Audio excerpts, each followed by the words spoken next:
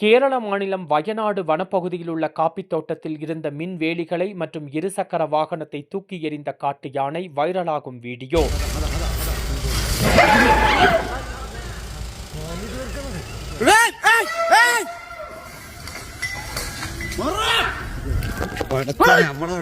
வயநாடு வனவிலங்கு காப்பகம் என்பது இந்தியாவின் கேரள மாநிலம் வயநாடு மாவட்டத்தில் உள்ள விலங்குகள் சரணாலயமாகும். சுல்தான் பத்தேரி, முத்தங்கா, குறைச்சாத்தி மற்றும் தோல்பெட்டி ஆகிய 4 பிரிவுகளுடன் 344.44 சதுர கிலோமீட்டர் பரப்பளவில் இச்சரணாலயம் அமைந்துள்ளது. இங்கு யானை, சிறுத்தை புலி, சிங்கவால் குரங்கு அதிகமாக வாழ்ந்து வருகிறது. இந்நிலையில் காட்டிக்குளம் பனவள்ளி ரோடு அருகே வனப்பகுதியை விட்டு வெளியேறிய காட்டு யானை ஒன்று காப்பித் தோட்டத்திலிருந்து சாலையை கடக்க முற்படும் பொழுது காப்பித் தோட்டத்திற்கு போடப்பட்டிருந்த மின் வேலியை காலால் உதைத்தும் துதிக்கையால் முட்டித்தள்ளியும் சாலைக்கு வந்தது.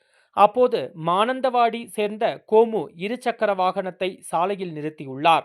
அப்போது காட்டு யானை இருசக்கர வாகனத்தை முட்டித்தள்ளி வனப்பகுதிக்குள் சென்றது. இந்த காட்சி அப்பகுதியில் நின்று ஒருவர் வீடியோவாக பதிவு செய்து சமூக வலைதளங்களில் பதிவிட்டார். தற்பொழுது இந்த வீடியோ வைரலாகி வருகிறது. வைல்ட் லைஃப் வால்பாறைக்காக நமது செய்தியாளர் வயநாடு சுஜித்.